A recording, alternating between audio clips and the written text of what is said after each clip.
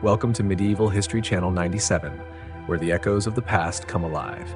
Step into the world of knights, castles, and forgotten legends as we journey through time together. Let history speak. Hey friends, tonight we're stepping into a different kind of fairy tale, one that smells a bit like smoke, wax, and worry. We're about to wander through the moon-drenched corridors of crumbling medieval castles, peek into the flickering gloom of soot-streaked cottages, and, if fate allows, spend a day in the worn-out shoes of someone who would do almost anything to be called beautiful in a time when beauty came at a cost. Picture this. You open your eyes to a chill morning, and your very first thought isn't about breakfast or chores. It's a quiet, anxious prayer. Please let my skin be pale enough today, pale enough to look noble, or at least like I'm one faint sigh away from the grave. Sunlight filters in through a narrow, dust-covered window. You wince at it. Not because it's bright, but because it's dangerous. A tan is not a souvenir. It's a scarlet letter, a mark that you've been working outdoors like a commoner. And in this world, status is painted on the skin. The paler you are, the higher you climb. The rosier your cheeks, the closer you fall toward the mud. Sunscreen? Darling, that's centuries away. In the meantime, you're left with more experimental solutions. A little lead powder, maybe some crushed pearls if you're lucky, or if you're not, vinegar, ash, and snail slime. The kind of mixture that burns and bleaches and slowly betrays you over time. But you don't care. All that matters is that when someone looks at you, they see fragility and wealth, not freckles and survival. And no, you probably won't survive this routine. But while you're here, you might as well learn how to smear on a thick, ghostly paste with trembling fingers, pretending it doesn't sting, pretending you don't notice the slow poison sinking in. Before we dive deeper, I'd love for you to take a second, just a second, to like this video and subscribe, but only if you truly enjoy these journeys into the weird, wild past. Drop a comment too. Let me know where you're listening from and what time it is on your side of the world. It always amazes me how many of us drift into sleep together, even from oceans apart. Now, dim your lights. Let the flicker of your screen be the last thing you see. Maybe switch on a fan for that soft, comforting hum that makes everything feel just a bit more dreamlike. Let your eyes close, let the modern world slip away, and suddenly you're somewhere older, quieter, a place where even the wind feels watchful. You're standing in a world haunted by silence, chilled stone, and the unrelenting pressure of beauty. And yes, everyone's looking at you, or at least at your face, especially if it's not the color of milk and moonlight. You begin to understand why every figure in a medieval painting looks like they've just received terrible news. It's because they're exhausted, tired from chasing that impossible porcelain perfection. A face that doesn't glow with health, but instead whispers of privilege, frailty, and a life untouched by sun or sweat. You stir before dawn. The sky is bruised with early blue. A rooster calls from far away, and your daily battle with beauty begins. The heat from the fireplace was like that one friend who brings snacks but never shares. It stayed in one spot and refused to spread out. It radiated warmth, yes, but only to those lucky enough to sit directly in front of it. So medieval nobles ended up playing a constant, slightly ridiculous game of musical chairs, not to snag a seat when the music stopped, but simply to chase down whatever fleeting, fickle pockets of warmth they could find. Every creak of a wooden bench, every shuffle across a fur rug was a calculated move in their ongoing dance with the cold. It wasn't just about comfort, it was survival wrapped in velvet and fur. But here's where their cleverness truly shone, where necessity sparked true ingenuity. They realized early on that smoke shouldn't be allowed to linger like an unwelcome guest at a banquet. The stale, suffocating air of an enclosed fire was no one's idea of luxury. So they came up with a solution that changed everything: the chimney. It wasn't just a vent, it was a breath of fresh air, quite literally. With chimneys, warmth and breathable air could finally coexist, a revolutionary concept that elevated castle living from merely tolerable to moderately comfortable. You could finally sit by a fire without feeling like you were inhaling a forest. Talk about being resourceful with what you had. The truly affluent, the visionaries of their time, didn't stop there. They transformed their castles into complex networks of thermal strategy. I like to think of it as the birth of heat highways. By installing multiple fireplaces throughout the estate, they engineered warmth to travel, not magically but strategically. Important rooms like the Great Hall, the family chamber, or the council room were all situated near these blazing cores. Every fire had a purpose. Every placement was intentional. And the parts of the castle that didn't make the cut, let's just say if someone suggested a meeting in the North Tower in the dead of January, it was either a cruel prank or a political maneuver. No one willingly wandered into the icy fringes unless they had to. In a way, their entire heating system was the medieval version of multi-zone climate control. Only instead of adjusting a sleek digital thermostat, they relied on human willpower, specifically the aching backs and calloused hands of servants who hauled firewood up countless flights of stone stairs. Day in and day out, the fires were fed like sacred beasts, demanding attention, energy, and relentless dedication. And still, despite the effort and extravagance, the warmth remained precious, something to be earned, shared, and preserved with quiet reverence. And the beauty of it all? These fireplaces weren't merely about survival. They were about connection. Sure, they were built to keep the chill at bay, but over time they transformed into something far more powerful: the heart of the home, the medieval version of social media. Gathered around those glowing embers, people didn't just warm their hands, they warmed their spirits. This was where the juiciest gossip danced through the air like sparks from the fire, where laughter echoed against stone walls, and where friendships quietly deepened through shared stories and shared silence. You could almost hear the murmur of complaints about the dreary weather or the latest scandal in the next manor over. In those moments, despite the centuries that separate us, you realize some things never truly change. People have always sought warmth, not just for their bodies, but for their souls. And even as they huddled close, perhaps with noble behinds still half frozen, they mastered the art of pretending to be perfectly at ease, wrapped in elegance and stiff upper lips, basking in the illusion of comfort they had worked so diligently to create. But when night fell and the fires in the hall began to dim, a new challenge emerged: staying warm in sleep. You see, even the grandest hearth couldn't quite reach the cold corners of a stone bedroom. And yet, medieval nobles weren't about to let the biting chill of winter rob them of rest or wrinkle their morning complexions.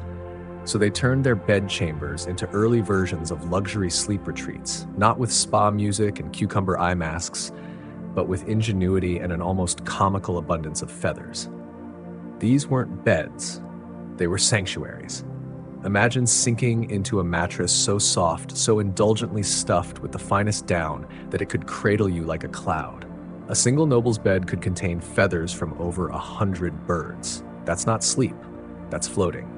Is it any wonder they slept past breakfast, sometimes into midday? Honestly, who would ever want to leave such a cocoon of coziness? And the real brilliance, it lay in the layering. First came thick woolen sleepwear, like wrapping yourself in a sheep, quite literally. Then the blankets, stacked high and heavy. These layers didn't just keep out the cold, they invited dreams. Because somehow beneath all those feathers and wool with frost etching delicate patterns on the windows, it still felt safe, it still felt warm. And in a world so often ruled by hardship and harshness, creating that kind of sanctuary was no small triumph. It was an act of quietly resilience. You move slowly through the crooked paths of a medieval marketplace, boots sinking into the damp earth, the air thick with the scent of smoke, spice, and damp wood. Around you, women tuck themselves tightly into the shadows of market stalls, backs pressed to beams, heads bent low beneath faded cloth canopies. At the first touch of sunlight, they shrink back like startled bats, graceful, instinctive, and afraid.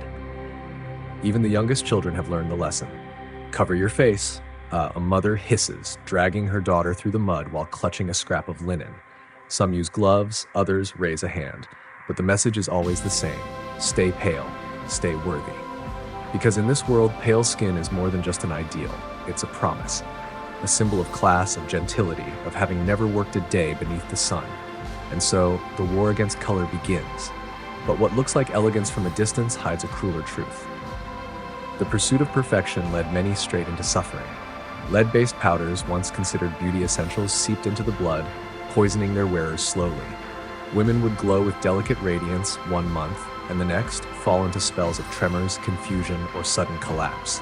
Their skin turned gray and fragile, their minds fractured, and still they were envied, right up until they vanished from court, from dinners, from life. They didn't know what was killing them, only that it made them beautiful. The irony is sharp. Today, bronze skin is a trend. People seek the golden glow of summer with tanning oils and shimmering powders. But centuries ago, men and women alike fought to look untouched by the sun, as if light itself were a curse. You could spend hours crafting face paste in a dim chamber, applying layer after layer with shaking hands. You'd risk your health, stain your sheets, ruin your pillows. And all for what? To be told your skin looked like porcelain. To be mistaken for someone who lived a life of lace and poetry, not sweat and soil. And this pressure, it wasn't just on women. Noblemen, too, were swept into the same storm of expectation. A flushed cheek could be read as labor, as commonness. And so they powdered in secret, borrowing their wives' mixtures, dabbing their faces behind closed doors, pretending they hadn't. Some were mocked in letters, and others exposed in satire. But many simply accepted it, because beauty was power, and power demanded a price. Historians still argue over how deeply these practices ran, but the records, recipes, complaints, whispered warnings reveal enough. Vanity was a shared inheritance, crossing gender and class, spoken and unspoken. In the end, maybe it's not just a story about lead or lace or powder. Maybe it's about the human desire to belong, to be admired, to feel seen, even if it costs more than we can afford, and maybe that hasn't changed at all. Back in your dim medieval bedroom, you catch your reflection in what passes for a mirror. Not glass, but a slab of polished metal, slightly warped and ghostly in the candlelight. You lean closer, squinting to examine your skin for any signs of redness or irritation. Did you scrub thoroughly enough last night until your cheeks stung from the effort? Was the lead paste evenly applied, or did it streak beneath your eyes while you slept? You sigh, not out of vanity, but from the quiet, relentless pressure of expectation. Maybe tomorrow you tell yourself your veins will appear even bluer beneath that ghost-pale skin. Maybe your complexion will be just lifeless enough to pass as noble. Maybe, just maybe, you'll be one step closer to securing your place at court. Outside, a rooster crows once more. The sun is rising, painting the sky in streaks of gold, but you'll spend the entire day avoiding its touch. The light, though warm and life-giving, is now your sworn enemy. Beauty in your world is a full-time occupation, an art form, a performance, and at times a private kind of suffering. If only someone had invented sunglasses or a bottle of SPF, you might have stood a fighting chance against the tyranny of the sun. But here you are, fading into sleep, just as the world begins to stir, because your beauty regimen leaves no room for daylight. And yet, as your thoughts begin to soften and your eyes grow heavy, a quiet realization stirs beneath the surface. The real medieval beauty secret was never about the lead-laced creams or the leech treatments or the hours spent imprisoned indoors under layers of lace and powder. It was about persuasion. It was about endurance. It was about learning to wear your discomfort as a crown and convincing the world that your sacrifice, whether through pain, poison, or sheer soul-numbing monotony, made you not only more desirable, but somehow more refined, more worthy, more human. You're still there, perched stiffly on a wooden stool that creaks with your every breath, bathed in the flicker of candlelight, eyes scanning the mirror for flaws. But now, your gaze lifts a little higher to your hairline, because in the courtly world of medieval Europe, pale skin wasn't enough. Ethereal beauty wasn't enough. You had to look like you hadn't just abandoned the sun, but also your natural hairline. The new ideal? A towering, almost majestic forehead, so grand in scale it might leave even the most confident supermodel blinking in disbelief. And so the ritual begins again. You pluck, and still you pluck. Not just your brows this time, but the delicate wisps of baby hair crowning your forehead. And when tweezers no longer suffice, you turn to blades. Or worse, apply burning concoctions made from vinegar, quicklime, or arsenic, hoping they'll strip away the evidence of your humanity without taking too much of your skin with them. Forget shaping your brows. This is landscaping your identity. It wasn't just women who succumbed to the fashion, though noble women were its most fervent disciples.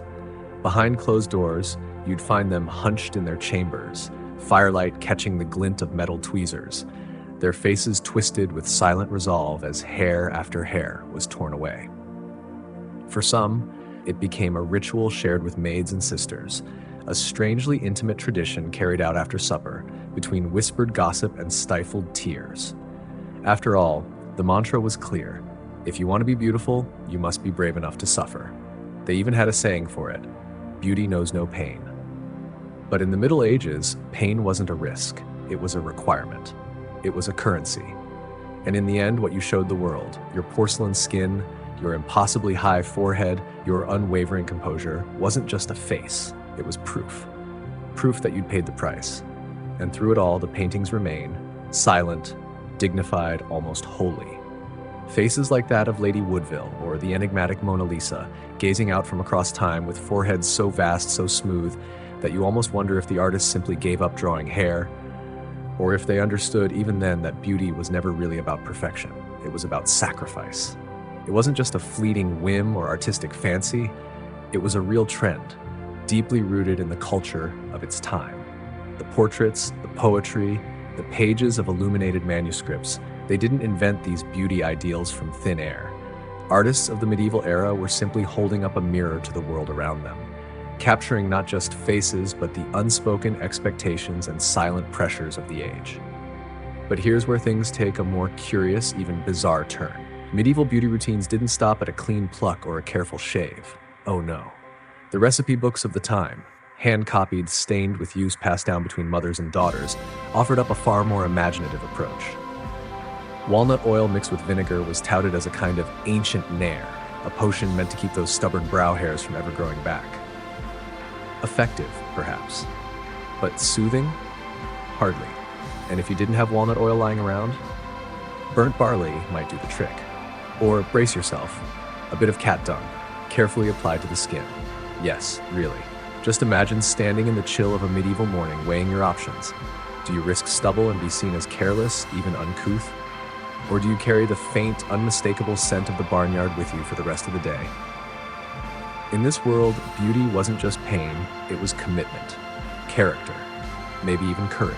And just when you thought you'd finally nailed the look, the right arch, the smooth skin, the elegant brow line, the standards shifted again. If your eyebrows dared to encroach too closely upon your hairline, you'd need to thin them even further. Some women resorted to scraping the skesprit to remove every last ghost of a hair. It wasn't about vanity so much as survival, social survival. But the cost was steep. Infections flared, skin blistered, scars bloomed like warnings. The truth is, these homemade concoctions weren't just unregulated, they were dangerous. There were no safety labels, no second chances. Historians still debate where this obsession with high foreheads came from. Was it imported from the elegant courts of France and Italy, where fashion spread like wildfire? Or was it more deeply rooted in class, a way to set apart the elite, those who had the time, the money, the freedom to worry about such things, from the rest? After all, if you were busy churning butter, you probably weren't bleaching your brow line. Wandering the echoing stone halls of a castle, you might notice the women around you, their hair pinned tightly beneath veils, their foreheads polished and gleaming like marble. Some carry the look like a crown, proud and poised. Others seem more unsure, eyes lowered, skin raw, and others just look tired, exhausted by the performance of perfection. You begin to see it. These standards weren't just fashion, they were a secret code. A glance across a courtyard or a chapel could tell you who belonged, who was refined, and who was merely trying to keep up. And in a surprising twist, men weren't entirely exempt, especially those tangled in the politics of court life or immortalized in portraits. Even some knights and clergy took to smoothing their hairlines, longing to appear wise, educated, distinguished. Reputation, after all, lived in the details. There's even an old joke that if your family had a naturally low hairline, you might become the punchline of the village. A woman at market might nod towards someone and whisper, "His hair starts halfway down his face, unthinkable." And just like that, one strand out of place became a scandal. But every trend exacts a toll. Those caustic brews, passed down like alchemy, left lasting damage. Some women found their skin never healed. Some lost their hair permanently. And some, in their pursuit of beauty, gave up more than they ever expected. You can almost picture it. A dimly lit family dinner, the fire crackling in the hearth, the scent of boiled cabbage lingering in the air. A small child, wide-eyed and full of curiosity, turns to her mother and innocently asks, "Mother, why is your forehead so red?" The mother, ever composed despite the stinging pain beneath her carefully plucked brow, replies with a tight smile, "Never you mind, darling. Just pass the leeches." It sounds like satire, but in the world of medieval beauty, it was just another day. Remember those lead-based lotions we talked about earlier? Now imagine smearing them over freshly de-haired skin, thanks to a bit of acidic hair remover, and then trying to hold a dignified smile through a royal banquet. The truth? No one looked as peaceful or polished as their portraits suggest. Behind the painted serenity was a very real ache. Beauty, quite literally, hurt, and everyone knew it. But let's not pretend the aristocrats held a monopoly on bizarre rituals. Far from the gilded halls of nobility, peasant women joined in too, driven not by luxury but by sheer creativity. Without access to imported oils or finely crafted tweezers, they made do. Sharpened sticks, bits of broken glass, even clamshells. If it pulled hair, it passed the test. Pain was simply part of the process. Resourcefulness became its own kind of elegance. Still, historians continue to argue, did these beauty ideals truly seep into every village? Or did rural women mock the strange obsessions of the elite from behind barn doors and market stalls? Some folktales hint at sharp-tongued humor, village women poking fun at city ladies, claiming that only someone with secrets would strip away so much of themselves. Maybe it was jealousy, maybe defiance, or maybe just a way to stay sane in a world obsessed with appearances. Even so, the pressure was real. A higher forehead meant intelligence, nobility, superiority. It wasn't just fashion, it was identity, power, even intimidation. And while modern eyes may look back and laugh, deep down, you can't help but wonder, if you caught your reflection in a candlelit mirror back then, would you have felt the urge to raise your brow line too?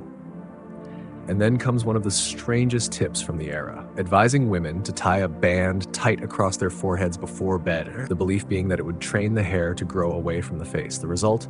You'd wake with a red line across your skin, and if fate was unkind, with fewer hairs than you went to sleep with. In a way, fashion collided with futility, and fashion almost always won. Because ultimately, it wasn't just faces that were changing. It was the entire idea of beauty. One decade worshipped the highbrow, the next might praise plump cheeks or pale skin. The standards never stayed still, and yet people chased them, fiercely, faithfully, often painfully. You drift to sleep with a phantom sting across your forehead, quietly grateful you live in an age without vinegar-scented scalp cream or mercury-based tonics. But just before you slip away, another thought whispers through dark. All this pain, all this effort, for something as fragile and ever-changing as fashion? Historians still debate whether medieval people genuinely believed these beauty standards were rooted in something natural or divine, or whether deep down everyone understood it was all just another social performance. Another way for the world to separate and sort, those who belonged from those who didn't, those who could afford the illusion of perfection from those who were simply human, maybe even painfully, beautifully so. You shift under the weight of your woolen blanket, the straw mattress beneath you rustling with a kind of resigned discomfort, and you can't help but chuckle quietly at the thought, what if they'd had Instagram? Imagine the endless reels. How to achieve that perfect high forehead. No tweezers, no problem. Top 5 ways to wrap your veil without ruining your plucked brow. Maybe there would have been something called Forehead Friday, where girls competed for who could show off the smoothest, most celestial expanse of skin above the eyes. But the candle beside your bed flutters one last time, casting long shadows on stone walls before surrendering to the dark. The castle settles into silence, and you're left alone, just you, the chill of the night, and your freshly altered reflection. The sting of the last hair pulled lingers faintly, like a whisper of the day's sacrifices. Beauty is pain, they say. But sometimes it's just odd, absurd, even. Lying there, eyes half-lidded, caught between sleep and self-reflection, your thoughts drift, past brows and into tresses. Of course, hair. You suddenly remember what they all whisper, what every portrait seems to scream without words. The real crown of medieval beauty isn't just a plucked brow or a powdered face, it's the hair. Cascading, luxurious, impossibly long hair that ripples like sunlight on water, glinting in firelight and falling over shoulders like a royal cloak. And not just any hair. The ideal is almost mythological, thick, shining locks that flow effortlessly without frizz or falter. The kind of hair that poets dream of and painters exaggerate, that can be braided into intricate patterns or left loose in a deliberate display of health, sensuality, and status. Hair wasn't just part of the aesthetic, it was identity, pride, and power all twisted into a single strand. For women especially, hair was sacred. It was their silent language, their unspoken statement. Long hair was a sign of youth, fertility, even virtue, something to protect, nurture, and show off or conceal. Because if you were unmarried, your hair was your calling card, your invitation to be seen. But the moment vows were exchanged, your hair went into hiding, wrapped under layers of linen, veils, or elaborate headdresses. Public hair became private truth. But whether it was proudly on display or tucked away, it had to look healthy, plentiful, radiant, always. Unfortunately, reality rarely plays along. Daily life in the medieval world wasn't kind to beauty rituals. Between poor nutrition, unrelenting stress, and the ever-present threat of lice or illness, maintaining that fairy tale mane was often an uphill battle. Your comb might be carved from bone, but it couldn't conjure protein from thin gruel or shield you from split ends caused by harsh weather and harsher remedies. Still, the longing remained. You could read it in the poetry, in the reverent way scribes described golden curls or midnight waves. There are legends of women whose hair could be spun into thread, who were recognized from afar by the way their braids swung with grace. Many noble women never cut their hair at all, not unless they were forced to. A penitent, a widow, a nun. In those moments, hair became sacrifice, not style. Otherwise, it was to be cherished. Tended like a sacred garden, though a garden that required vinegar rinses, herbal infusions, and sometimes pig fat. Yes, beauty came with its own strange alchemy. So you lie there half laughing in the dark at how something as natural as hair could carry so much weight. It still does in so many ways. Back then, they didn't have social media filters or commercial shampoo, but they had expectations. Quiet, powerful, and relentless. You close your eyes, already imagining tomorrow's braid, tomorrow's battle with the tangles.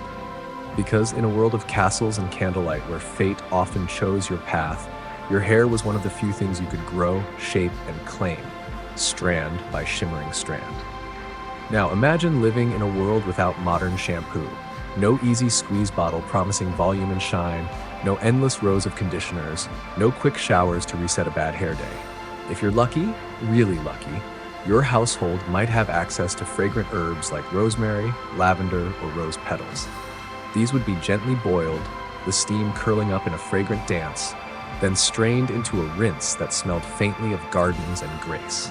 But if such luxuries were out of reach, you'd have to make do with basic soap, harsh, loaded with lye, and known more for stripping life out of your strands than leaving behind any softness. In truth, a good hair day in medieval Europe wasn't just rare, it was remarkable. And when it happened, people noticed.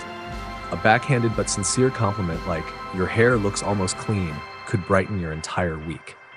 And yet, despite the hardship, or perhaps because of it, creativity flourished. Here's a delightful, if slightly odd, detail. Hairpieces and fake plates weren't reserved for queens or courtly elites. Across towns and villages, women of all classes found ways to enhance what nature had given, or failed to give them. Padded rolls, braided extensions crafted from goat hair, horsehair, or even the tangled strands gathered from combs by quick-witted maids were not uncommon. Beauty was built from whatever materials one could find, and ingenuity became its own kind of elegance. Imagine the courage it took to wear those pieces proudly, knowing full well that one wrong breeze or a curious sniff from your neighbor might reveal that your elegant braid smelled, well, a bit like a stable. But women went even further. Some took risks with their appearance that modern hair dye devotees might appreciate. They bruised saffron for a glint of golden sheen, crushed walnut husks to deepen their shade to a rich, earthen brown, or even dared to strip their color completely using lye, fully aware the results might lean more scorched than sun-kissed.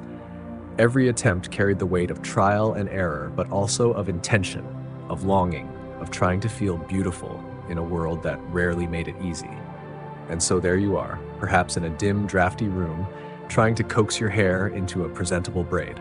You wince as the wooden comb catches again and again.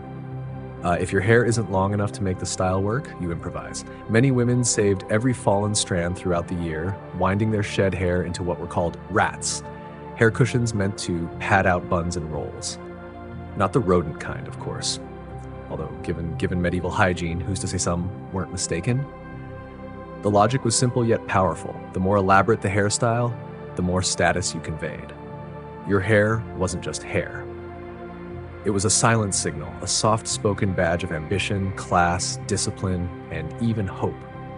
For men, the story was different, but just as symbolic. Fashion fluctuated. There were times when long, flowing locks on a knight were seen as a sign of vitality, nobility, even romantic power. And then there were eras when a cropped bob or the stark humility of a monk's tonsure marked the ideal. Regardless of the trend, hair spoke loudly, of values, of roles, of identity. Historians still debate how strictly these grooming rituals were followed beyond the halls of nobility. Did young peasant women with cropped hair envy the elegant styles seen at court?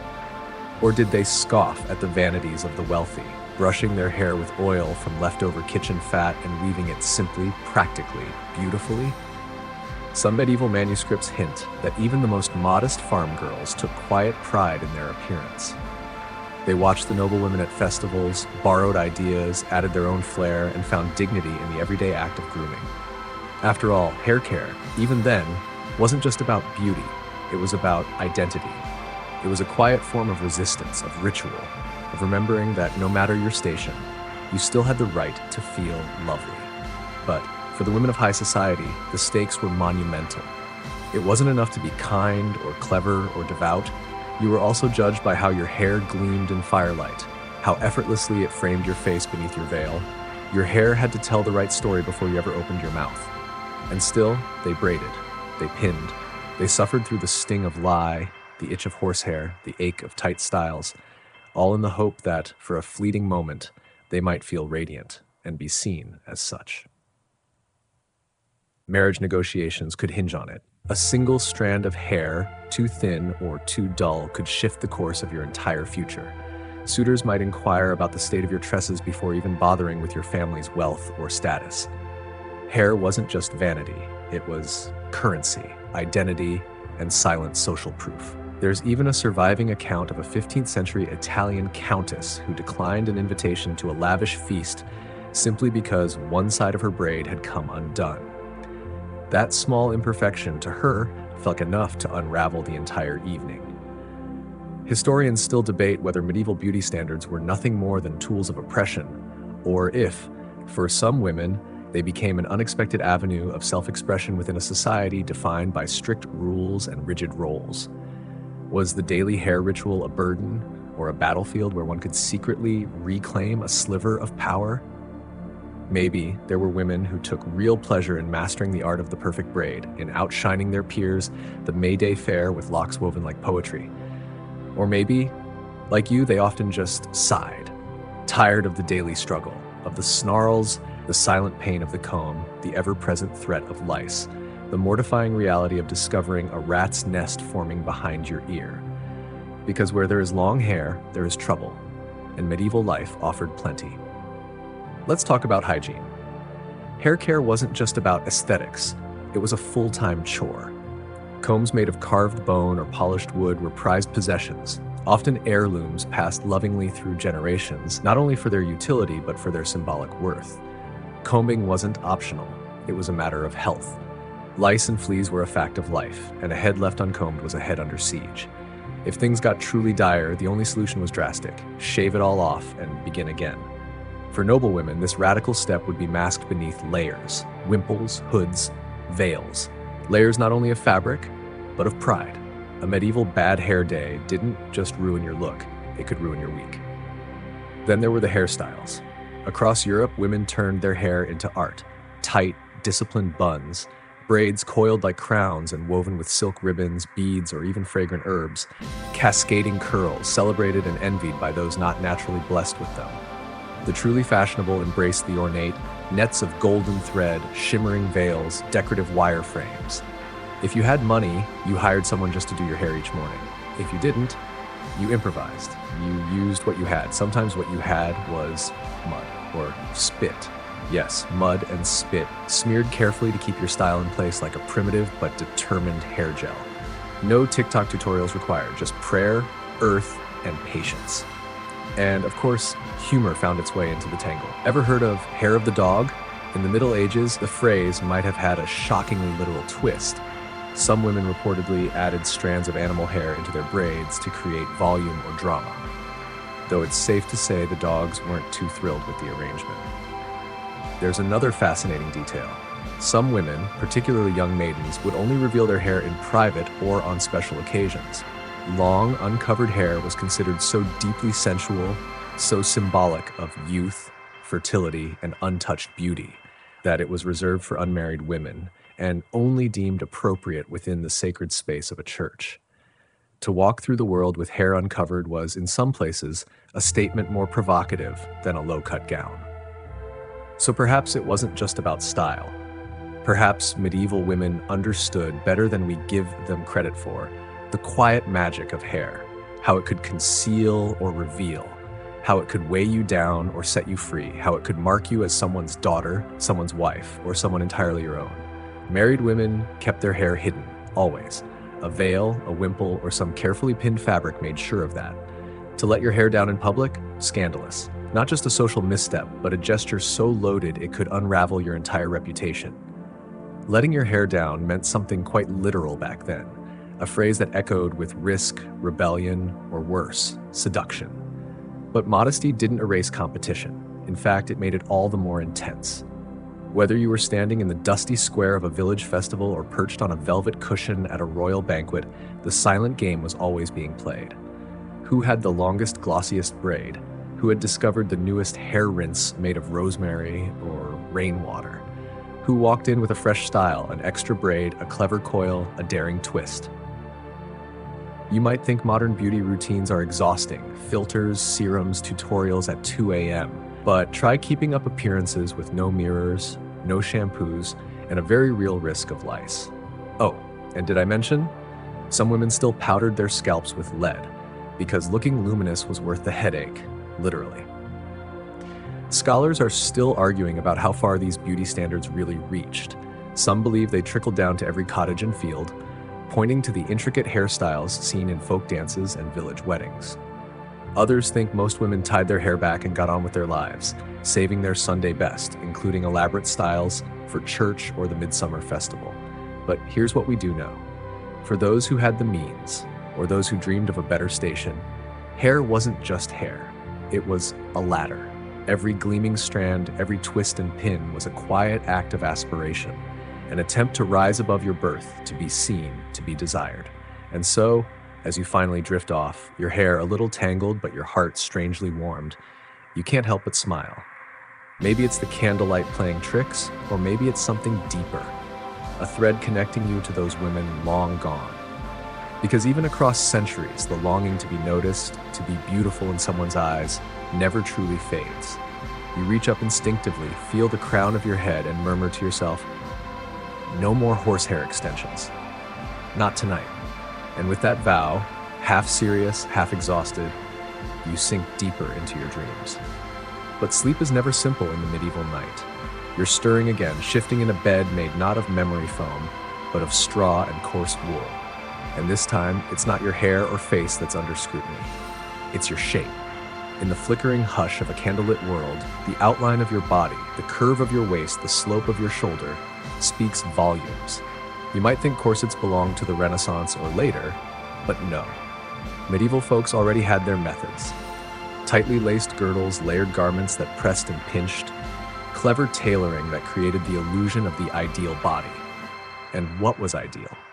The poetry of the time praised soft curves, a cinched waist, gentle hips, delicate, almost ephemeral. A woman who looked as though she might drift away with the mist if not held down by silk and longing. Of course, that wasn't reality for most. The bodies of working women were forged by labor, bending, hauling, birthing, baking. Their strength was their beauty, even if art didn't always agree. But nobility? Nobility was expected to appear untouched by toil. Their softness was currency. Their fragility, an illusion carefully constructed with tight seams, loose sleeves, and a diet of small, artful bites. It wasn't comfort they were chasing. It was perfection. And perfection rarely breeds easy, and somehow ethereal.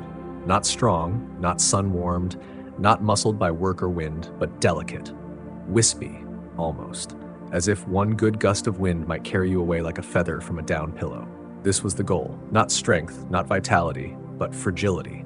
The kind of beauty that made people lower their voices when they looked at you, worried that even sound might bruise your presence. Mainstream historical fact. By the 13th and 14th centuries, fitted gowns had become the pinnacle of noble fashion. These weren't loose, flowing garments you could breathe or move freely in. They were structured, sewn to shape, and laced tightly along the back or sides, built to emphasize a narrow waist and a composed, contained elegance. The cotehardie, a tailored dress that hugged the torso like a second skin, rose to prominence in noble courts. To wear one was to declare not just your fashion sense, but your class, your status, and sometimes even your ability to suffer gracefully. If you were a noblewoman, your morning routine began long before breakfast, if breakfast ever came at all. Your maid would spend 30 minutes, maybe more, yanking and adjusting, pulling the laces tighter with each breathless plea. The bodice had to be smooth, the seams had to lie flat, your stomach had to disappear entirely beneath the constructed silhouette. Inhale. Hold it. Now tighter. No, tighter still. This wasn't about comfort, it was about control. Beauty wasn't what you were born with. It was something you carved out, squeezed in, pressed down into the shape the world demanded. And if there wasn't room left in your lungs to laugh or in your belly for food, well, that was part of the charm.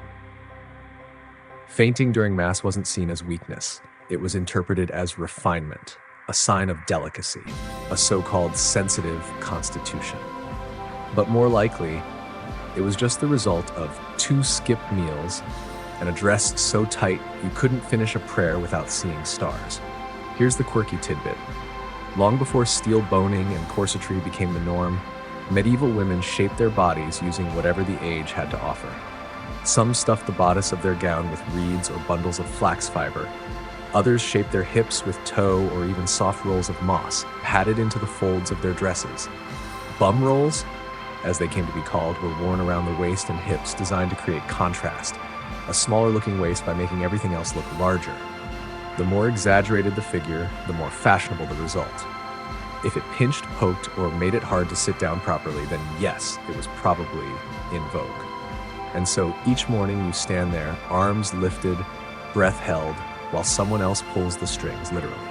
You suck in, brace yourself, nod silently for tighter, and remind yourself, this is the price of beauty, of acceptance, of being seen. Never mind walking easily. Never mind breathing deeply. Never mind eating anything that doesn't come in the form of a dainty fruit or a spoonful of broth. Historians still debate the reach of these fashions. Were these strict silhouettes truly universal for all women? Or were they limited to the glittering courts of France, Burgundy, or the high society halls of Italy? The records are uneven, the evidence often contradictory. Some accounts suggest that working women, bound by the reality of labor, wore looser garments, more functional, more forgiving. Their beauty was in movement, not restriction. But one thing is certain, the moment you crossed into noble society, whether by birth, marriage, or ambition, the rules changed.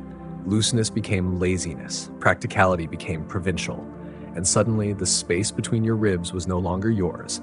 It belonged to fashion, to culture, to a world that prized the illusion of fragility above all else. You know those images in illuminated manuscripts, women with impossibly narrow waists and delicate, willowy frames? As exaggerated as they may seem, they weren't entirely the product of a scribe's imagination. Many women in medieval high society went to extraordinary lengths to sculpt themselves into the ideals of their time. Through layering, clever lacing, posture training, and even strategic slouching, the goal was always the same: to appear slimmer, smaller, more refined, more controlled. From an early age, some girls were trained not just in courtly manners, but in how to carry their bodies as if they were works of art. Imagine this: a child walking the stone corridors of a manor house with a stack of books balanced on her head, each step a lesson in elegance. Others had wooden boards strapped to their backs to enforce posture, tools of discipline masquerading as refinement. To move gracefully wasn't just a virtue, it was a lifelong performance. Let's pause here for a joke. Ever tried to run in a tightly laced dress? Don't. Unless you want to tumble down a spiral staircase, tear your hem, and become the gossip of the week. Lady Margery fell again, should have loosened her laces. But fashion's demands didn't stop at the waist. Flat stomachs, small busts, and tapering shoulders all had their moments in the spotlight. Some women bound their chests with strips of linen, flattening any curves that might hint at sensuality. The desired look was youthful and modest, less goddess, more angel. Comfort, unfortunately, was not part of the design brief. Imagine sleeping wrapped in rough fabric, pressed in at the ribs, and you'll start to understand what these women endured for beauty. Then there was the belt. Not just a finishing touch, but a bold, gleaming statement. Worn low on the hips and often adorned with gemstones, embroidery, or intricate metalwork, a belt spoke volumes without a word. The grander the belt, the higher your perceived value. In many households, it wasn't just fashion. It was a symbol of status and, at times, subtle control.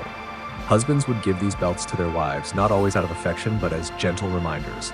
Stay desirable, stay slim. Men weren't free from expectation either.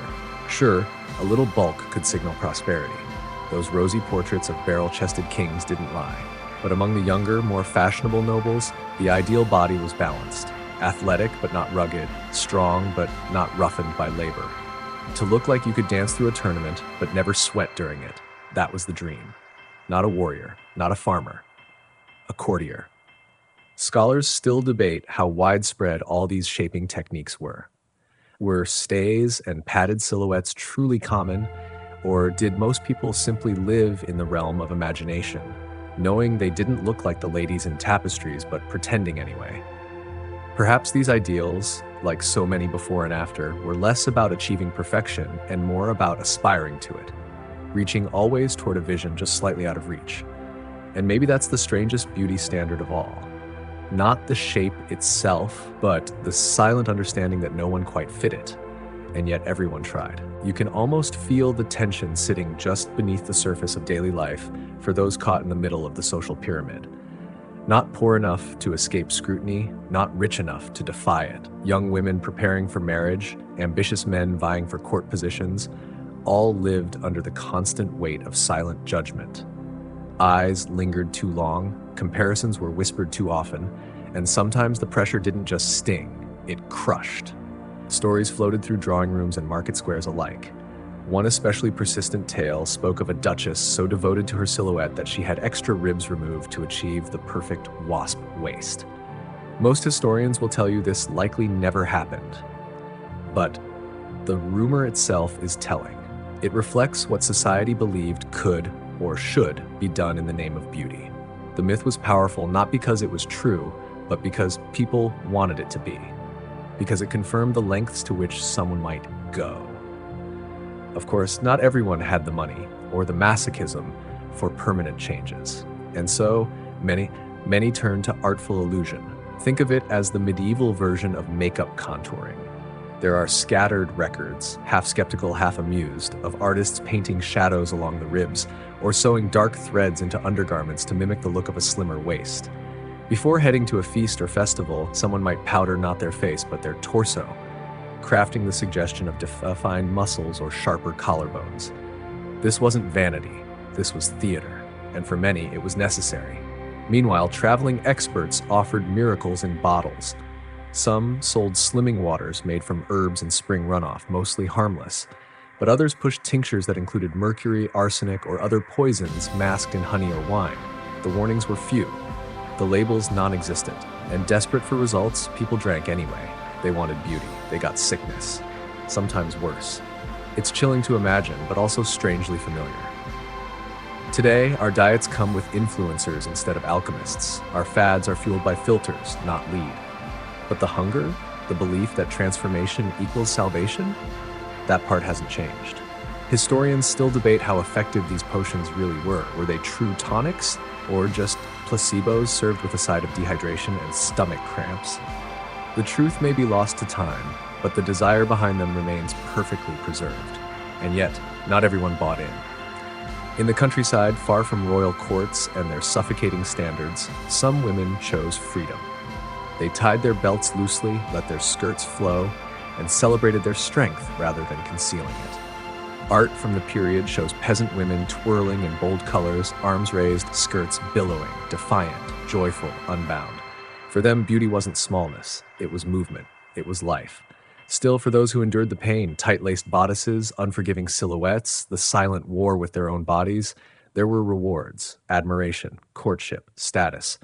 To look fragile was to be noticed was to be chosen. And to be chosen meant, at least for a moment, belonging. And sometimes that was enough. But it was exhausting. Truly bone-deep exhausting. By the time dusk painted the sky in shades of violet and ash, and you finally slipped into the solitude of your chambers, your fingers trembled as they unlaced your gown. The tight binding around your ribs left angry red marks, a faint echo of the day's performance. You press your palms to them, wincing slightly, and murmur a quiet promise to yourself. Tomorrow I'll loosen it, just a bit, just enough to breathe. But then it hits you, tomorrow is May Day, the festival, the dancing, the crowds, the watchful eyes of every noble and servant alike. You remember the expectations, the whispers, the judgment wrapped in compliments. So instead, you'll rise before dawn, wrestle yourself back into your layers of linen and brocade, and pray you can stand upright through Mass without seeing stars. Because beauty may be pain, yes, but in the Middle Ages, beauty was also obligation, performance, devotion, a full-time job that left little room for indulgence, and certainly no space for snacks. As you finally drift into a shallow sleep, limbs sore and soul a little frayed, you find your thoughts wandering to the strange rituals people followed, the unspoken rules we bent ourselves to obey. How a few inches off your waistline could change the way the world measured your worth. A smaller silhouette might win you admiration, a marriage proposal, or simply a moment of respect. And as the silver light of the moon spills gently through the window and you curl into the familiar scratch of your linen sheets, you wonder, was it worth it? Maybe tomorrow you'll loosen the belt just a little, let your stomach rise and fall without shame. Maybe you'll dance barefoot with the peasants under the ribbons and laughter. Or maybe, just maybe, you'll do the unthinkable. You'll dream up sweatpants a few centuries early and set yourself free. You roll onto your side, half wrapped in the scratchy embrace of homespun cloth, only to wince. There it is, the sharp, unmistakable pinch of your shoes. Those shoes. Because tonight you are not just a high forehead or pale cheek, not just a corseted waist or an arched brow. No, tonight you are also a pair of dainty, aching feet stuffed into a pointy-toed nightmare. The medieval beauty ideal for feet? Let's just say it had a particular flair for punishment. The smaller, the slimmer, the more delicate, the better. Never mind comfort. If you weren't limping by midday, were you even trying? You imagine stepping out of bed tomorrow, already bracing for the squeeze. For nobles, footwear wasn't built for practicality. No sturdy boots for muddy roads, no sandals to keep you grounded. Instead, your pride and your burden was the poulain, a pair of shoes so extravagantly narrow and long-toed they bordered on absurdity. Some poulains, also known as crackles, had toes that jutted out 6, 8, even 12 inches beyond your foot. Some were so extreme they needed reinforcements, little whalebone or wire stays stitched inside to keep them upright, so the elegant curve wouldn't sag pitifully behind you like wilted pride. Walking in them wasn't strolling. It was navigating, calculating, bracing with every step like a tightrope walker in silk. And yet, the longer the toe, the higher your status. Your shoes spoke before you did. Until, of course, someone powerful decided enough was enough. The king or the church, or both in righteous tandem, would issue proclamations decrying the fashion, calling it vain, sinful, outrageous, a moral panic in leather and velvet. Still, you know the truth. No decree could really undo the allure, not when your entire worth was stitched into the seams of every unbearable step. So you pull the blanket higher, adjust your aching feet, and let the ache settle in like a lullaby. Because tomorrow, the dance continues. It wasn't just a fleeting whim or artistic fancy, it was a real trend, deeply rooted in the culture of its time. The portraits, the poetry, the pages of illuminated manuscripts, They didn't invent these beauty ideals from thin air.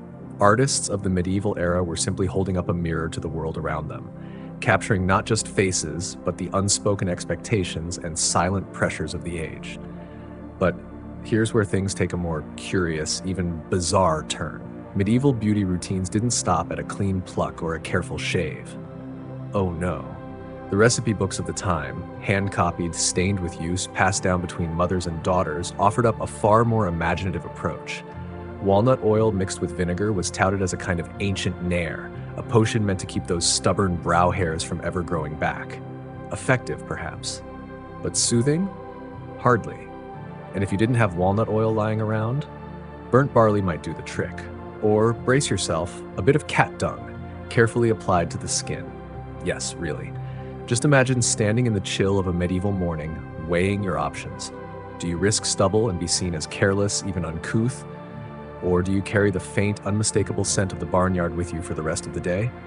In this world, beauty wasn't just pain. It was commitment, character, maybe even courage. And just when you thought you'd finally nailed the look, the right arch, the smooth skin, the elegant brow line, the standard shifted again. If your eyebrows dared to encroach too closely upon your hairline, you'd need to thin them even further. Some women resorted to scraping the skin, desperate to remove every last ghost of a hair. It wasn't about vanity so much as survival, social survival. But the cost was steep. Infections flared, skin blistered, scars bloomed like warnings.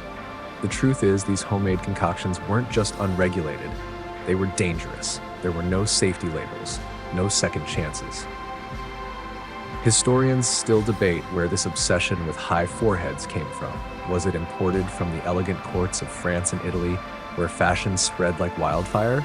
Or was it more deeply rooted in class, a way to set apart the elite, those who had the time, the money, the freedom to worry about such things, from the rest? After all, if you were busy churning butter, you probably weren't bleaching your brow line. Wandering the echoing stone halls of a castle, you might notice the women around you, their hair pinned tightly beneath veils, their foreheads polished and gleaming like marble. Some carried a look like a crown, proud and poised. Others seem more unsure, eyes lowered, skin raw. And others just look tired, exhausted by the performance of perfection. You begin to see it. These standards weren't just fashion. They were a secret code. A glance across a courtyard or a chapel could tell you who belonged, who was refined, and who was merely trying to keep up. And in a surprising twist, men weren't entirely exempt, especially those tangled in the politics of court life or immortalized in portraits. Even some knights and clergy took to smoothing their hairlines, longing to appear wise, educated, distinguished. Reputation, after all, lived in the details. There's even an old joke that if your family had a naturally low hairline, you might become the punchline of the village.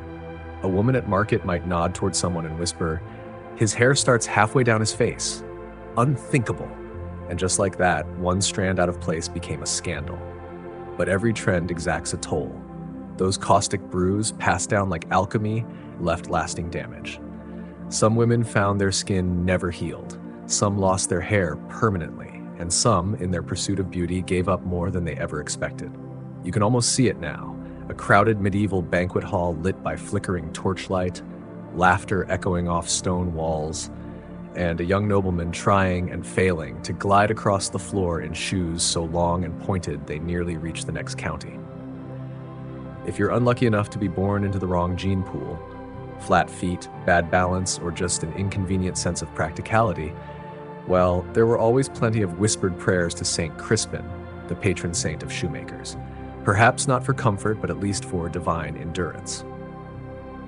Historians still debate the reality of these torturous fashion statements. Were poulains, those absurdly long, pointed shoes, worn daily by everyone trying to climb the social ladder, or were they reserved for the most extravagant occasions and the wealthiest nobles? After all, if your day involves tilling fields or hammering iron, functionality takes precedence over flair. But in the court, the town square, or any place one might be seen, admired, or envied, the longer the point, the higher your perceived value. Literally, one popular theory, a person's worth could be measured in inches of leather trailing from their toes. Want status? Better stretch those soles. Of course, this leads us to the inevitable comedy. Ever tried running in poulons? It's less of a sprint and more of a cautious shuffle, with a 50% chance of tripping over your own ambitions. One imagines medieval party games involving races around the manor, not for glory, but simply to test who could cross the finish line without losing both shoes and dignity. But fashion rarely comes without cost. These shoes weren't just impractical, they were occasionally dangerous. Stairs became enemies, cobblestones turned into traps, and by the end of a feast, the most euphoric moment might be unfastening your shoes by the hearth, sighing as your toes rediscover movement. No, medieval folk didn't invent high heels, but they did pioneer the art of painful footwear. And like all trends, it came with gossip. Did you see Lady Joan limping? Her shoes must be new, or she's just trying too hard again.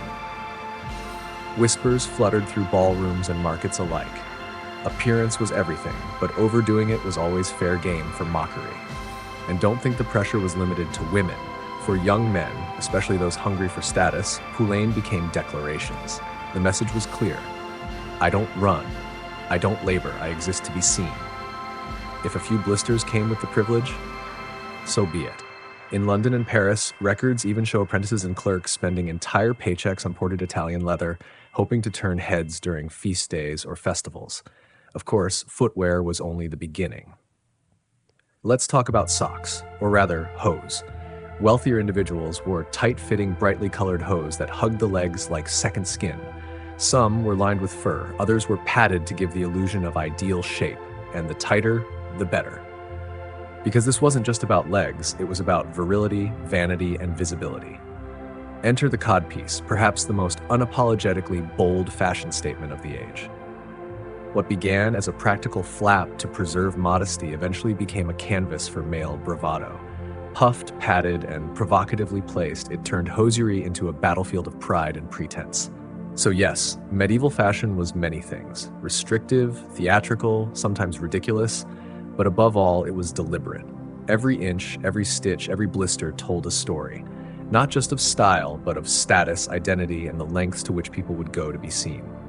That too became a kind of beauty standard, a peacock display of masculinity. Shoes weren't just something you wore, they became symbols, declaration, sometimes even provocations. The longer the toe, the sharper the curve, the brighter the dye, the bolder the man. Fashion wasn't passive, it strutted, it stamped, and sometimes it limped. The open scholarly debate, how far did these fashion extremes really spread? Were peasants scrimping and saving for a pair of pointy shoes to show off during a feast day? Or were these absurdly ornate trends confined to the gilded circles of the top 1%, the lords, the courtiers, the city elites? Some evidence suggests that fashion, like laughter or gossip, trickled down, maybe not in silks and satins, but in spirit. On festival days, even the humblest villagers might dab a bit of color onto their shoes or stuff straw in the toes to fake that aristocratic point. Not because it was practical, far from it, but because it was fun. Because for one day, you could play the game of appearances and imagine yourself walking in someone else's finely crafted shoes. But fashion had a price, and sometimes that price was steep. Shoes could be dangerous. Poorly made ones, often rushed by apprentices or copied badly from courtly designs, meant twisted ankles, stubbed toes, and blistered heels. Infections festered. There are tales, some grounded in truth, others inflated by village rumor, of boys dying from a single bad blister that turned gangrenous, all because they wanted to impress a miller's daughter or stand out at the harvest dance. Not all shoes, of course, were tragedies waiting to happen. In the countryside, common sense often won the day. People wore what worked: sturdy boots, open sandals, or in the golden stretch of summer, nothing at all. Bare feet connected you to the earth and to a certain kind of pride. Barefoot in summer, rich in spirit, they'd say. A gentle jab at city folk who'd rather bleed in brocade than walk freely through a field. Some villages even made fun of fashion outright. Foot races were held where turning up in fanciful footwear practically guaranteed public humiliation. If your curled toes caught the ground and sent you flying face first into the dust, well, lesson learned. Form over function rarely wins the race. One of the quirkiest bits of this shoe saga? In some regions, the shape or design of your footwear could reveal your politics. A certain curve or color might align you with a specific guild, a noble house, or a local lord. In a divided town, shoes became silent statements. Imagine someone muttering in the market square, "Ah, those square heels? He must be from the red side of the river." But it wasn't all discomfort and drama. Humans, ever inventive, found ways to make fashion not just bearable, but meaningful. Cobblers stitched charms into soles, tiny pieces of metal or pressed herbs thought to bring luck, protection, or love. Hidden pockets were sewn into linings to stash coins or secrets. Children traded shoe buttons like modern kids swap cards, or turned old wooden clogs into sleds, sliding down hills and laughing the whole way. Even in a culture that could be harsh and rigid, people carved out moments of joy. They danced in their shoes, they told stories about them, they made jokes, played games, and left muddy footprints across centuries of history. And by the end of the day, when your feet ached and your soles were sore, you'd sit by the hearth, kick off your shoes, and breathe. Sometimes you look at those battered, beautiful, ridiculous things and ask yourself, was all that fuss really worth it? And maybe, just maybe, you'd whisper, yes. But tomorrow, when it's time for market day, you'll cram your toes right back in, because the world, then as now, is always watching. As you drift off again, feet tingling with phantom pains, you promise yourself that just for tonight, you'll appreciate the comfort of bare feet and soft grass, even if only in your dreams. You stretch your sore toes beneath the covers, thankful for a moment of comfort. But your mind drifts to another strange quirk of medieval beauty, the teeth. If you thought medieval folks spent their days with pearly whites gleaming in every candlelit hall, think again. The reality is, a mouthful of perfect teeth wasn't always the dream. In some circles, bad teeth, even ones that hinted at wealth's sweet rewards, were actually admired. Mainstream historical fact: sugar, that rare and expensive commodity, was introduced to Europe from the Middle East around the 11th century, becoming widely available to the rich by the late Middle Ages. Only nobles and the wealthiest merchants could afford it in any quantity. So, for a brief and peculiar period, blackened or rotting teeth could actually be a subtle sign of affluence. Your sweet tooth quite literally became a status symbol. You wake to find yourself in a noble's manor, and breakfast is a lavish spread of preserved fruits, honey cakes, and, if you're lucky, imported candied ginger. The air is thick with the scent of sugar, precious, expensive, and reserved for those who can afford a dentist, which, spoiler, hardly existed. To enjoy such treats is a mark of privilege. But here's the catch. All that sugar means cavities, aches, and a smile that could scare the crows from the fields. The quirky tidbit: some medieval ladies, inspired by the dental decay of the elite, are rumored to have blackened their teeth on purpose using burnt herbs or powdered charcoal, hoping to fake the sweet life. It's a medieval version of designer ripped jeans, except with more toothaches and less street cred. And while sugar might give you fashionable bad teeth, the rest of society did what they could to keep theirs healthy, or at least intact. Medieval dental hygiene was a patchwork of old wives' tales and wishful thinking. You might chew on twigs or rinse with wine or vinegar, and if you could afford it, you'd buy tooth powders made from crushed herbs, salt, or even ground oyster shell. If something really hurt, the barber surgeon, yes, the guy who cuts your hair and your boils, might offer to yank the offending tooth with pliers. No anesthetic, just a mug of ale and a prayer. Historians still argue about how bad dental health actually was. Some studies suggest many medieval folk had surprisingly strong teeth, thanks to diets low in processed sugar and high in coarse bread and vegetables. Others point to skulls full of holes and abscesses as evidence that tooth pain was a near constant companion for all classes. Here's a joke to lighten the mood. Why did Lady Elenina always smile with her mouth closed? She didn't want anyone to know she was richer than the king, or that she had a mouth full of holes. It wasn't all about status, though. For some, healthy teeth were a must, especially for workers, soldiers, and anyone who needed all their molars to chew tough bread and dried meat. If you lost too many teeth, you'd find eating a challenge. Some folk remedies involve tying a frog to your jaw to draw out the pain, or sleeping with garlic cloves tucked in your cheek. The effectiveness is, let's say, open to debate. A quick aside: toothaches weren't just uncomfortable, they could be deadly. Infections sometimes spread to the jaw or bloodstream, leading to swelling, fever, and death. There are cases of knights sidelined by dental problems before a battle, or nobles missing a banquet because their face was swollen to twice its size. Back to the quirks. Medieval beauty standards didn't demand straight, gleaming white teeth. There were no orthodontists, no whitening strips, and certainly no braces. In fact, a gap between the front teeth, called a witch's window in some regions, was considered lucky or even alluring. It was seen as the sign of a good singer or a flirt. In France, they called it dents du bonheur, lucky teeth. There are poems and love songs dedicated to ladies with charmingly gapped smiles. But for many, bad teeth meant more than just a cosmetic flaw. It meant pain. And pain, well, that was simply woven into the fabric of daily life. If you had a sweet tooth and the coin to satisfy it, you might pay dearly for your indulgence, trading moments of sugary pleasure for a lifetime of dental misery. If you didn't, you gnawed on your hard, coarse bread, hoping for the best, and perhaps muttered a quiet prayer to Saint Apollonia, the patron saint of toothaches, begging for relief from the relentless ache. Scholars still debate just how much did people truly care about their teeth? Did medieval folk accept the inevitable pain and bad breath as a cruel price for living? Or did they secretly envy the decayed, blackened smiles of the rich, those marks of sweet excess? The answer isn't clear. Records are patchy, and voices of the past are often contradictory. Some chroniclers lamented the decay and rot that luxury brought. Others barely mentioned teeth at all, as if they were a trivial nuisance. Back in your imagined manner, you gaze longingly at a bowl of candied violets, the sweet, fragrant jewels of the feast, and wonder, is the risk really worth it? Still, the taste is divine, a brief, sugary escape from the drudgery of daily life.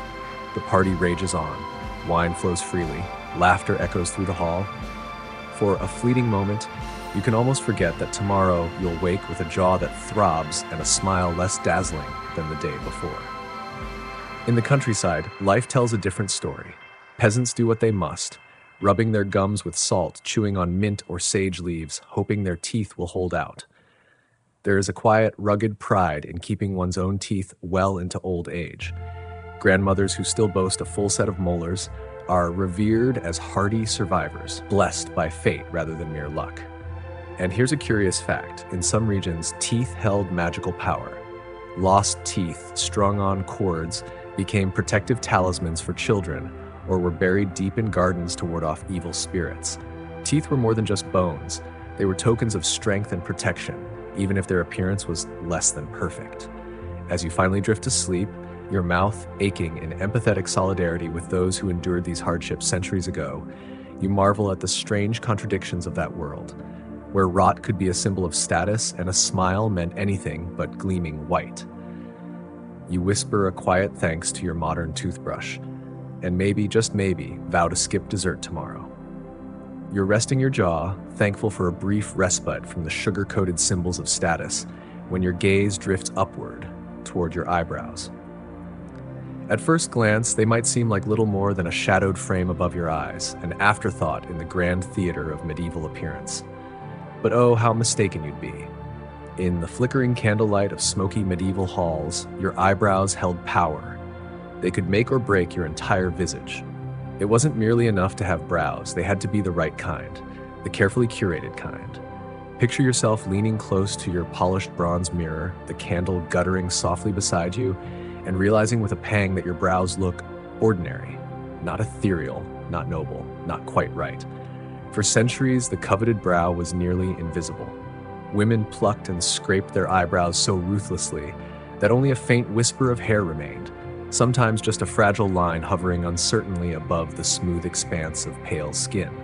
Sometimes the brow disappeared altogether, leaving the forehead to stretch on endlessly in its porcelain expanse. The higher your forehead rose, the more delicate and faint your brow became. The barely there brow wasn't a flaw, it was the standard of beauty.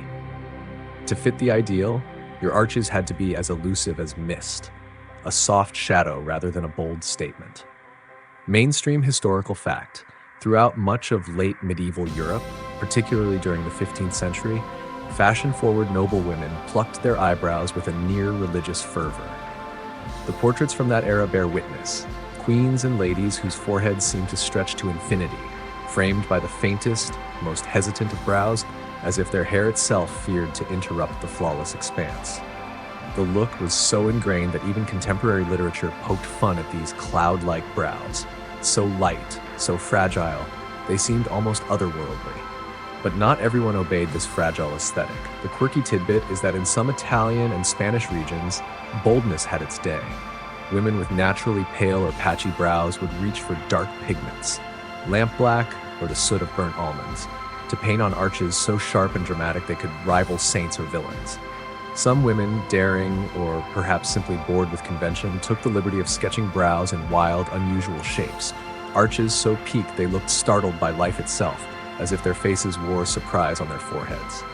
In those smoky halls, eyebrows were more than hair. They were art, identity, power, and a whisper of rebellion.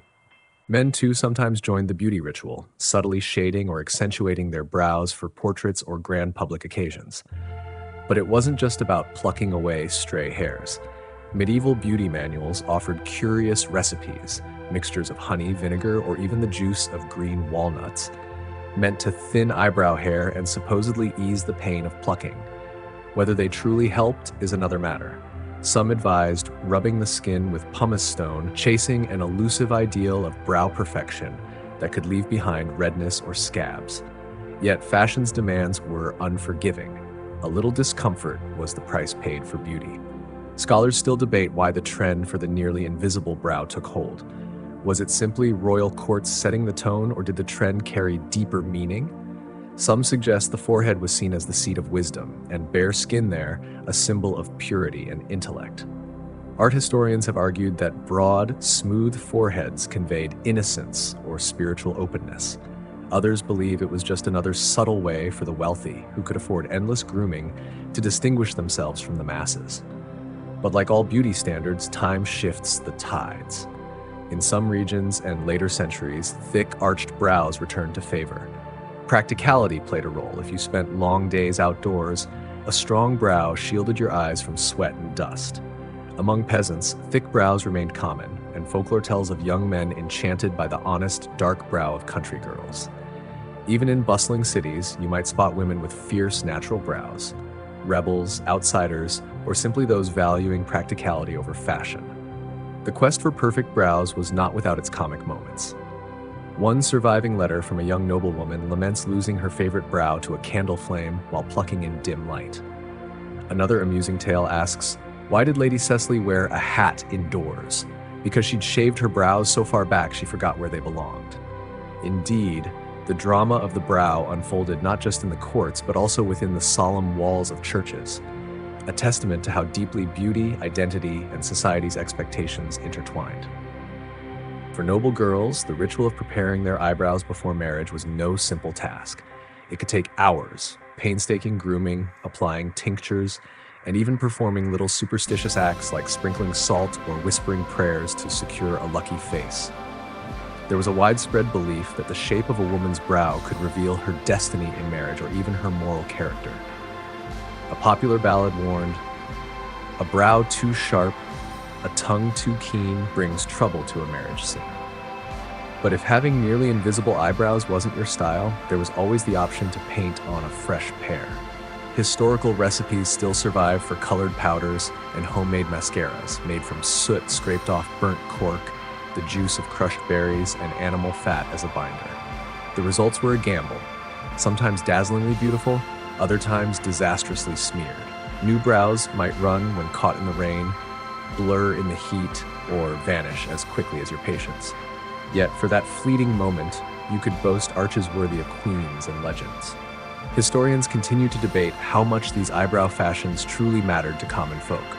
Did peasants sigh and pluck alongside the nobles, or did they quietly mock these elaborate vanities?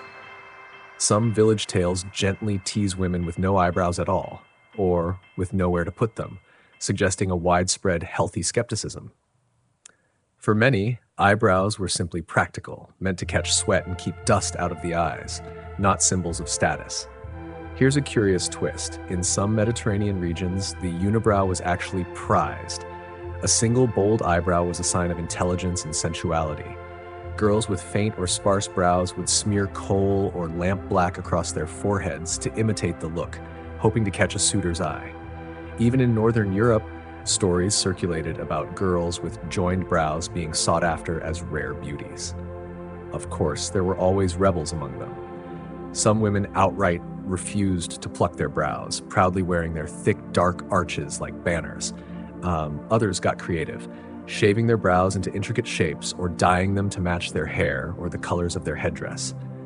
In this world of beauty rituals, brows were more than just hair above the eyes. They were identity, status, and even a touch of rebellion. The brow was both a canvas and a battleground. Scholars still debate fiercely. Did these rituals empower women, granting them a rare kind of control over their own appearance and identity?